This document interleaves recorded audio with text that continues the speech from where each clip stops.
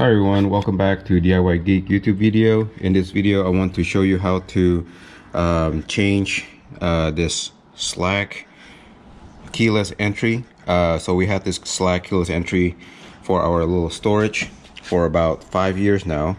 It uses a 9-volt battery and it lasted all this time with regular use for about 5 years. And the way that it has to be replaced, unfortunately, is quite complicated. You do have to remove the back part of it. You have to have a key, by the way. So you have to be able, so when it is out of battery, it blinks red, and you have to have a key in order for you to open it. So once you open it, at the back of it, you would have to remove 2 screws using Phillips, and these screws are from here, from those 2 holes.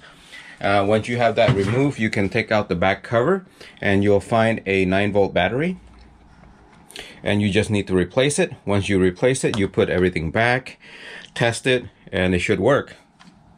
Yeah, so that's it. I just want to let everybody know, if you have a red blinking light for a Schlage keyless entry, that means you're out of battery, and you better hope that you have the key, and you have to go through the back, replace it, and you should be good.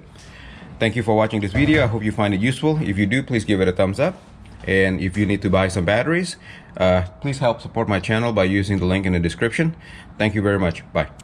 Thank you for watching.